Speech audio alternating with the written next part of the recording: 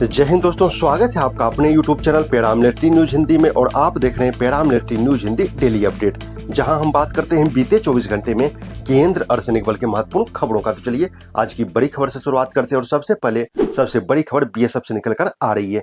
BSF के महानिदेशक श्री प्रवीण कुमार ने पश्चिम बंगाल, असम, केरल, तमिलनाडु और पांडेचेरी में विधानसभा चुनाव 2026 के दौरान तैनात सभी बीएसएफ अधिकारियों और जवानों की जमकर सराहना की है।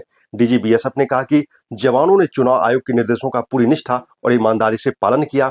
चुनाव के दौरान सुरक्षा व्यवस्था बनाए रखना, संवेदनशील इलाकों में फ्लैग मार्च करना और पोस्ट पोल ड्यूटी को शांतिपूर्ण तरीके से कराना आसान काम नहीं होता, लेकिन बीएसएफ ने अपने प्रोफेशनलिज्म और अनुशासन का शानदार उदाहरण पेश किया। उन्होंने सभी जवानों की निष्पक्षता, ऑपरेशनल दक्षता और जिम्मेदारी की भावना की जमकर तारीफ करते हुए कहा कि बीएसएफ ने लोकतांत्रिक प्रक्रिया को सुरक्षित बनाने में महत्वपूर्ण भूमिका निभाई है। अब एक और बड़ी खबर बीएसएफ से ही आ रही है।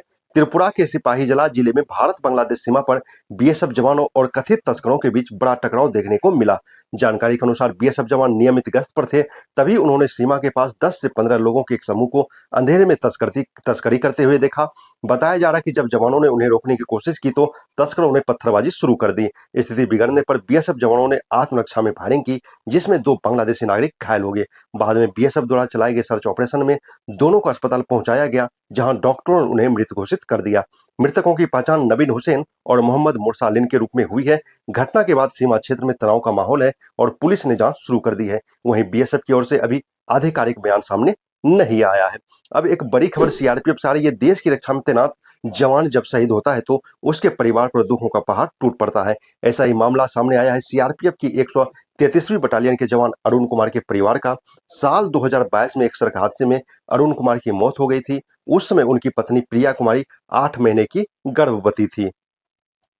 पूरे परिवार पर दुखों का पहाड़ टूट पड़ा था, लेकिन जिला विधिक सेवा प्राधिकरण यानी डालसा ने इस परिवार का सहारा बनकर उन्हें न्याय दिलाया। मामले को अदालत में ले जाया गया, जहां अब इंश्योरेंस कंपनी की ओर से परिवार को 1,14,96,हजार रुपये का मुआवजा दिया गया है। यह फैसला न सिर्फ एक परिवार के लिए राहत है, बल्कि यह भी दिखाता है कि देश अपने जवानों और उनके परिवारों को अकेला नहीं छोड़ता है। अब एक बड़ी खबर आईटीबीपी से आ रही है। एजीएमयूटी कैडर के आईपीएस अधिकारी अभिषेक धनिया को आईटीबीपी में डिप्टी इंस्पेक्टर जनरल यानी डीआईजी नियुक्त किया गया है। गृह मंत्रालय द्वारा जारी आदेश के अनुसार उन्हें प्रतिनियुक्ति के आधार पर आईटीबीपी में लेवल 13A पीएम मैट्रिक्स के तहत नियुक्त किया गया है। सरकार ने संबंधित विभाग को निर्देश दिया है कि अभिषेक धनिया को तुरंत रिलीव किया जाए, ताकि वे आईटीबीपी में अपनी नई जिम्मेदारी संभाल सके। अब देखना होगा कि आईटीबीपी में उनकी नई भूमिका सीमा सुरक्षा और ऑपरेशनल गतिविधियों में किस तरह योगदान देती है। अब बड़ी खबर एसएसबी से। एसएसबी रंगिया फ्रंटियर मुख्यालय के डीआईजी मनोज कुमार ने असम के तामुलपुर जिले में आईटीबीपी क्षेत्र का दौरा किया। उन्होंने दरंगा, पट्टिकजुली और सुखांजलि बॉर्डर आउटपोस्ट का निरीक्षण कर सुरक्षा व्यवस्था और ऑपरेशनल तैयारी की समीक्षा की। इस दौरान उन्होंने जवानों के साथ बैठक भी की और उनके समस्याओं तथा सुझावों को सुना।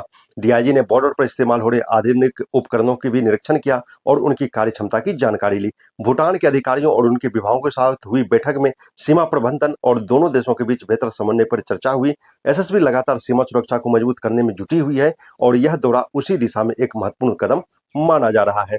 अब एक बड़ी खबर सीआईएसएफ से। ओडिशा के मुख्यमंत्री मोहन चरण मांझी गुजरात स्थित स्टैच्यू ऑफ यूनिटी पहुंचे, जहां सीआईएसएफ ने उनकी सुरक्षा की जिम्मेदारी संभाली। सीआईएसएफ जवानों ने पूरे दौरे के दौरान मल्टी लेयर सिक्योरिटी कवर प्रदान किया और सुरक्षा व्यवस्था को पूरी प्रोफेशनलिज्म के साथ संभाला। स्टैच्यू ऑफ यूनिटी देश के सबसे महत्वपूर्ण पर्यटन स्थलों में से एक है, जहां वीआईपी मूवमेंट के दौरान एजेंसियों की जिम्मेदारी और भी बढ़ जाती है। ऐसे में सीआईएसएफ ने अपनी सतर्कता और तैयारी का शानदार प्रदर्शन किया। और अंत में दुखद खबर सीआरपीएफ से आ रही है। सीआरपीएफ के बहादुर जवान रूप किशोर का इलाज के दौरान निधन हो गया है। यह उत्तर प्रदेश अमरोहा की घटना है। रूप किशोर साल 2005 में श्रीनगर में आतंकियों से मुकाबले के दौरान गंभीर रूप से घायल हुए थे। मुठभेड़ में एक गोली उनकी छाती में लगी थी, जिसके बाद उनका शरीर पैरालाइज हो गया था। इसके बावजूद उन्होंने हिम्मत नहीं हारी और सीआरपीएफ के कार्यालय में रहकर लगातार अपनी सेवाएं देते रहे। लेकिन हाल ही में उनकी तबीयत बिगड़ी और नोएडा के अस्पताल में इलाज के दौरान उन्होंने अंतिम सांस ली। सीआरपीएफ के जवानों ने पूरे राज्य के सम्मान के साथ उन्हें अंतिम विदाई दी। गार्ड ऑफ ऑनर देकर देश के इस वीर सपूत को सलाम किया। उनका बलिदान और देशभक्ति हमेशा याद रखी जाएगी। तो दोस्तों, इसी खबर के साथ हमें दीजिए इजाजत और इस तरह के महत्वपूर्ण खबर तथा अन्य अपडेट के लिए चैनल को सब्सक्राइब जरूर करें। जय हिंद।